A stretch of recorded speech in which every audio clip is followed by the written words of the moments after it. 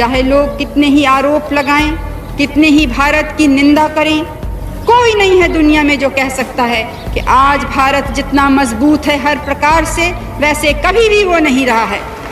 भारत की पूर्व प्रधानमंत्री इंदिरा गांधी, जिनको दुर्गा और आयरन लेडी जैसे नामों की संज्ञा मिली और जिनके नाम का डंका न सिर्फ भारत बल्कि पूरी दुनिया में बजता था, जिनके भाषण को सुनने के लिए लाखों लोगों की भीड़ इकट्ठा होती थी, जिनके दर्शन दरबार में आम लोगों की समस्याओं के समाधान मिलते थे, जिन्होंने गरीब कहे जाने वाले भारत को दुनिया की परमाणु महाशक्ति बनाया था और उन्होंने देश के हित के लिए कई अहम फैसले लिए थे। आपको बता दूं मित्रों, शायद भारत के इंदिरा गांधी और नरेंद्र मोदी ऐसे दो ही प्रधानमंत्री हैं जिनका नाम लगभग सभी देशवासी जानते हैं। लेकिन यहां सोचने वाली बात यह है कि इंदिरा गांधी के समय तो इतना सोशल मीडिया भी नहीं था, फिर भी हर तरफ उनके नाम का डंका बजता था और आज भी उन्हें याद किया जाता है। शायद आज भी इंदिरा गांधी से जुड़ी कुछ ऐसी अनसुनी बातें हैं जिनके बारे में 90% लोग नहीं जानते हैं, जैसे कि कैसे उन्होंने अमेरिका के राष्ट्रपति के साथ डांस करने से इनकार कर दिया था, क्यों अटल बिहारी वाजपेयी ने उन्हें दुर्गा और पूरी दुनिया उन्हें आयरन लेडी के नाम से संबोधित करती थी। आज हम पूर्व प्रधानमंत्री इंदिरा गांधी के जीवन से जुड़ी इन्हीं सभी अनसुनी अनकही घटनाओं से पर्दा उठाएंगे, लेकिन उसके पहले नए दर्शक जल्दी से चैनल को सब्सक्राइब कर दीजिए।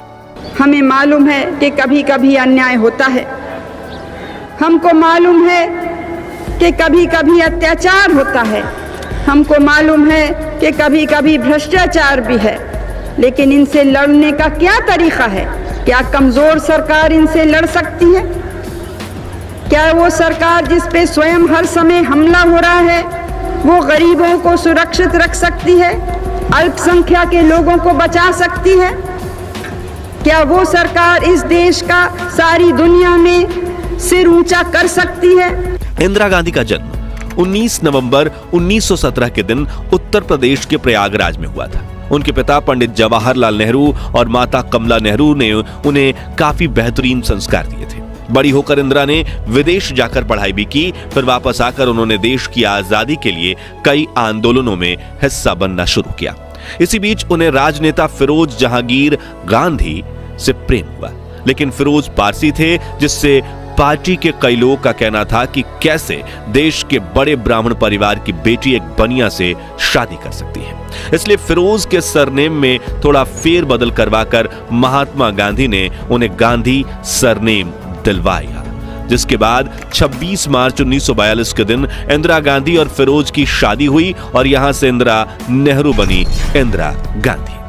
फिर 15 अगस्त 1947 के दिन जवाहरलाल नेहरू आजाद भारत के पहले प्रधानमंत्री बने। पंडित नेहरू आजादी की लड़ाई के दौरान 9 बार जेल गए। उन्होंने अपने जीवन के 3559 दिन करीब 9 साल जेल में गुजारे थे। वहीं बचपन से ही देश के लिए कुछ कर गुजरने का सपना देख रही श्रीमती इंदिरा गांधी ने भी 1955 में राजनीति में कदम रखा और धीरे धीरे करके वो कांग्रेस कैबिनेट का हिस्सा भी बनने लगी। इस दौरान इंदिरा गांधी अपने पिता का दाहिना हाथ बनकर उभर रही थी, मगर 27 मई 1964 के दिन जवाहरलाल नेहरू को दिल का दौरा पड़ने से उनका दुखद निधन हो गया, जिससे इंदिरा गांधी टूट चुकी थी, लेकिन उन्होंने खुद को संभालते हुए देश के हित में काम करना जारी रखा। वहीं पंडित जी की मौत के बाद अब आजाद भारत के नंबर 2 प्रधानमंत्री बने लाल बहादुर शास्त्री, लेकिन ईश्वर को तो कुछ और ही मंजूर था। बस 18 महीने बाद ही ताशकंद समझौते के दौरान 11 जनवरी 1966 की रात संदिग्ध हालात में प्रधानमंत्री लाल बहादुर शास्त्री की मौत हो गई थी। उनकी मौत किस कारण से हुई, यह आज भी एक राज है। उस वक्त मेडिकल रिपोर्ट में कहा गया कि लाल बहादुर शास्त्री की मौत हार्ट अटैक की वजह से हुई थी, लेकिन उनकी पत्नी का आरोप था कि उन्हें जहर दिया गया था। लाल बहादुर शास्त्री जी की मृत्यु के बाद इंदिरा गांधी चुनाव के लिए खड़ी हुई। यहां दिलचस्प बात यह भी है कि इंदिरा गांधी की लड़ाई अपने पक्ष के नेता गुलजारी लाल नंदा और मोरारजी देसाई से थी, मगर शास्त्री जी की मृत्यु के बाद कार्यकारी प्रधानमंत्री बने गुलजारी लाल नंदा ने प्रधानमंत्री पद की रेस से अपना नाम वापस ले लिया। अब इंदिरा की सीधी लड़ाई गुजराती नेता मोरारजी देसाई से बची थी, जिसका फैसला कांग्रेस के 525 सांसद के हाथों में था। जिनमें से 169 सांसदों ने मोरारजी देसाई का साथ दिया, जबकि 365 सांसदों का मानना था कि इंदिरा गांधी बेहतरीन प्रधानमंत्री बन सकती हैं। इस तरह बहुमत के साथ 19 जनवरी 1966 के दिन श्रीमती इंदिरा गांधी देश की पहली महिला प्रधानमंत्री बनी। यही वो साल था जब एक ही साल में देश को 3 प्रधानमंत्री मिले थे। हालांकि उस वक्त राजनीति में महिलाओं को पुरुषों के मुकाबले कम आंका जाता था, लेकिन इंदिरा गांधी का व्यक्तित्व इतना प्रभावी था कि कुछ ही समय में वो देश के करोड़ों लोगों की पसंदीदा प्राइम मिनिस्टर बन गईं। और सचमुच पढ़ी लिखी इंदिरा गांधी ने अपना पूरा ज्ञान देश और जनता के विकास में लगा दिया। उनसे जुड़ी एक दिल छू लेने वाली बात यह है कि जिस तरह उनके पिता जवाहरलाल नेहरू रोजाना जनता से मिलकर उनकी समस्याओं का समाधान निकालने की कोशिश करते थे, उसी तरह उनकी परंपरा को आगे बढ़ाते हुए इंदिरा गांधी भी रोज सुबह 8:20 पर आम लोगों से मिला करती थी। इसे उनका दर्शन दरबार कहा जाता था। उस दौरान हफ्ते में कम से कम 3 बार उनका दरबार चर्चित किताब द मैरीगोल्ड स्टोरी की लेखिका और वरिष्ठ पत्रकार कुमकुम चड्ढा भी वहां मौजूद रहती थी।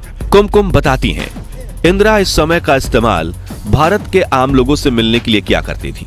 कभी कभी जब भीड़ अनियंत्रित हो जाती थी तो उन लोगों को प्राथमिकता दी जाती थी जो दिल्ली के बाहर से आते थे। इस दरबार में 2 तरह के लोग आते थे। एक तो वो जो सिर्फ इंदिरा गांधी को देखना भर चाहते थे, दूसरे वो जिन्हें छोटे मोटे काम करवाने होते थे, जैसे सरकारी अस्पताल में किसी का इलाज करवाना। इन सब में बहुत से लोग श्रीमती इंदिरा गांधी के पैर छूने की कोशिश भी करते थे, मगर उन्हें अपने पैर छुआना बिल्कुल भी पसंद नहीं था। इंदिरा गांधी अपने साथ काम करने वाले छोटे से छोटे लोगों की भी काफी इज्जत करती थी, जिसे लेकर उनकी करीबी मंत्री रह चुकी मोहसिना किदवई एक किस्सा बताती हैं। एक बार जब हम उत्तराखंड में एक चुनाव सभा करके वापस लौट रहे थे, तभी मैंने इंदिरा से कहा कि हमें कहीं रास्ते में रुकना पड़ेगा ताकि ड्राइवर कुछ खा ले, लेकिन उस वक्त ऐसे चलते चलते रास्ते में जल्दी खाना वगैरह मिलना मुश्किल था।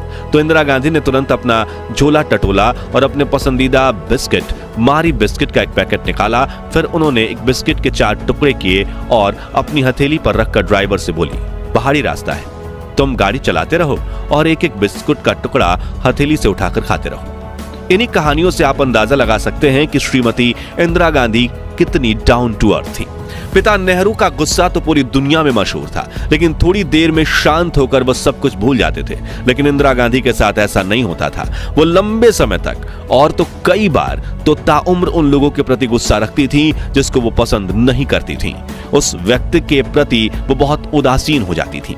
कहा जाता है कि जब भी सत्य का साथ देने की बात आती थी तो इंदिरा गांधी किसी से नहीं डरती थी और वो दूसरों से मिल रही निंदा का जवाब अपने अच्छे कार्यों से देती थी।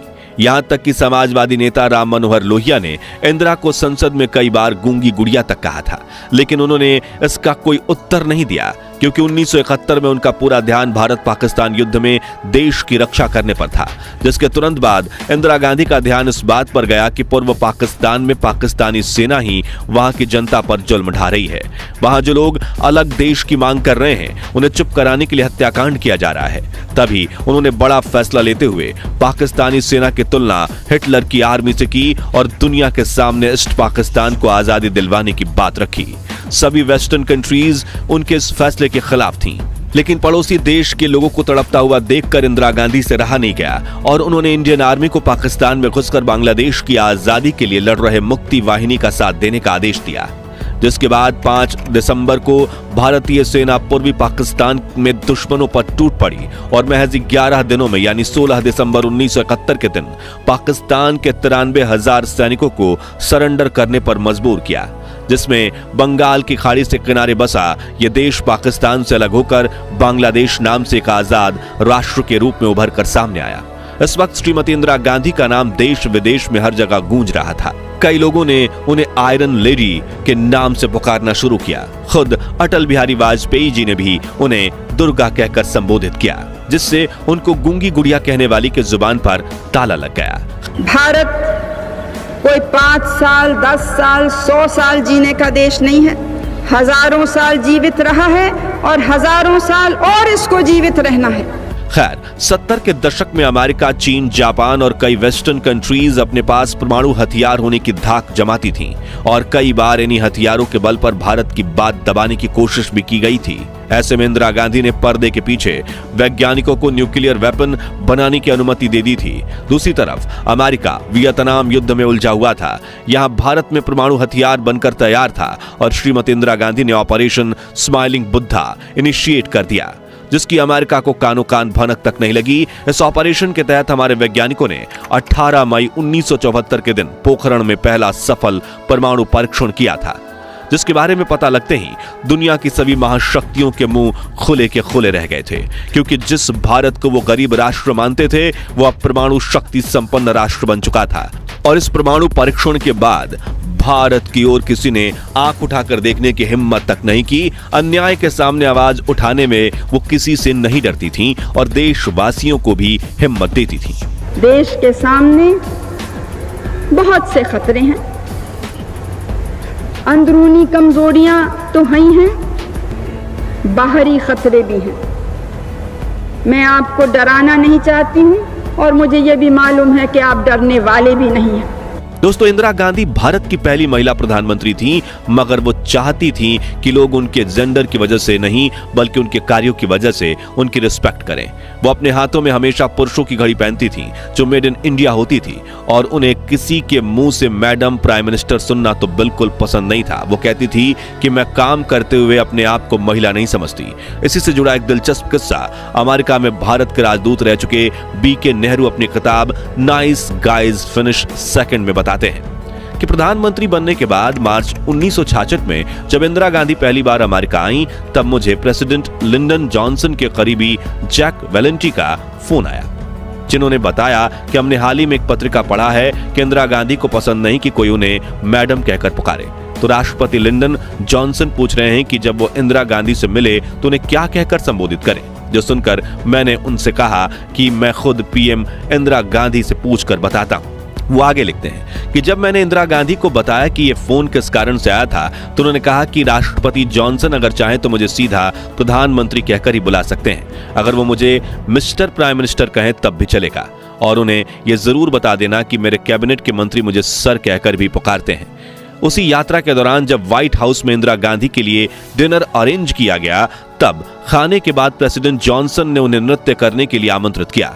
जैसा कि आप सभी जानते हैं कि वेस्टर्न कल्चर में दो बड़ी हस्तियां एक दूसरे के सम्मान में कुछ पल डांस करते हैं। हालांकि इंदिरा गांधी अपने छात्र जीवन में पश्चिमी तरीके का बाल डांस किया भी करती थी, लेकिन उन्होंने बड़े ही विनम्र तरीके से प्रेसिडेंट जॉनसन के आमंत्रण को यह कहकर नकार दिया कि मेरे देशवासियों को यह पसंद नहीं आएगा कि उनकी प्रधानमंत्री किसी के साथ डांस करें। इंदिरा गांधी एक जननेता थी और आम लोगों से उनका कनेक्ट गजब का था। कांग्रेस नेता मोहसिना किदवई एक किस्सा सुनाती हैं। जब 1978 में आजमगढ़ उपचुनाव में उनका चुनाव प्रचार करने इंदिरा गांधी वहां गई थी, वो कहती हैं, उस जमाने में आजमगढ़ बहुत ही पिछड़ी हुई जगह थी और आज भी है, ना कोई रेस्तरां ना कोई खाने की जगह। मैंने इंदिरा जी के लिए सरकारी गेस्ट हाउस में कमरा बुक कराया था। जब हम वहां पहुंचे तो अटेंडेंट कमरा खोलने के लिए मना कर रहा था। उसने कहा कि यहाँ मंत्री जी ठहरेंगे, उनका हुक्म है कि कमरा किसी के लिए ना खोला जाए। वो कहती हैं कि जब कमरा खुलवाने की मेरी सारी कोशिशें नाकामयाब हो गई तो एक बार फिर से कहा, तुम्हें मालूम तो है मैं किसके रुकने के लिए कह रही हूं? वो बोला नहीं। जब मैंने कहा कि कार में इंदिरा गांधी बैठी हैं, जैसे उसने ये नाम सुना उसने लपक कर कमरे का दरवाजा खोला, मंत्री को एक भद्दी सी गाली दी और बोला नौकरी जाए तो जाए। इस तरह का प्यार था लोगों का इंदिरा गांधी के लिए। किसी कमरे से निकलने से पहले वो उस कमरे की लाइट जरूर ऑफ करती थी, वो भी अपने हाथों से। एक बार वो बाराबंकी की यात्रा पर थी, वो वॉशरूम में थी, तभी राष्ट्रपति फखरुद्दीन अली का फोन उनके लिए आया। उनके साथ गई महसीना किदवई ने दरवाजा खटखटाकर कहा कि उनके लिए राष्ट्रपति का फोन है। इंदिरा गांधी बाहर आई, लेकिन फोन लेने से पहले उन्होंने मोहसिना से कहा कि जाकर पहले वॉशरूम की लाइट बंद करें, जिसे वो जल्दी में बंद करना भूल गई हैं। मोहसिना कहती हैं कि मैं ये सुनकर स्तब्ध रह गई कि एक तरफ भारत का राष्ट्रपति टेलीफोन पर है और इंदिरा गांधी को चिंता है कि वॉशरूम की लाइट ऑफ हुई कि नहीं। श्रीमती इंदिरा गांधी ने अपने पहले कार्यकाल में प्रधानमंत्री पद संभालते समय सत्य और निष्ठा की शपथ ली थी, मगर साथियों वो दूसरी बार जब सत्ता में आई तो वो पूरी तरह से धार्मिक हो चली थी। दूसरी बार उन्होंने ईश्वर के नाम पर प्रधानमंत्री पद की शपथ ली। सन 1970 में अपनी हार के बाद उन्होंने बनारस के काशी विश्वनाथ मंदिर और संकट मोचन मंदिर में पूजा की। किताब Indira India's most powerful prime minister में लिखा है कि इस दौरान उन्होंने वैष्णव देवी के दर्शन किए और हेलीपैड से वहां तक का 2 किलोमीटर का रास्ता भी पैदल चलकर तय किया। अंबाजी मंदिर में उन्होंने पूरे 1 मिनट तक दंडवत होकर प्रार्थना की। सन 80 में संजय की मौत के बाद उन्होंने धार्मिक कार्यकलापों को बढ़ चढ़कर भाग लेना शुरू किया। उन दिनों जब सूर्य ग्रहण पड़ता था तो उन्होंने अपनी गर्भवती बहू मेनका गांधी को सूर्य ग्रहण देखने की अनुमति नहीं दी। उन्होंने तमाम उम्र अपने गले में रुद्राक्ष की माला पहनी। उनके घर के पूजा गृह में सभी देवताओं की मूर्तियों के अलावा गौतम बुद्ध, रामकृष्ण परमहंस की मूर्तियां और एक शंख रखा रहता था। धार्मिक मामलों में उनके सबसे बड़े सलाहकार कमलापति त्रिपाठी थे। कुमकुम चड्ढा अपनी किताब द मैरीगोल्ड स्टोरी में लिखती हैं कि एक बार नवरात्रि के मौके पर वरिष्ठ कांग्रेस नेता कमलापति त्रिपाठी ने उनसे 9 बालिकाओं के पैर धोकर उनका पानी पी जाने के लिए कहा।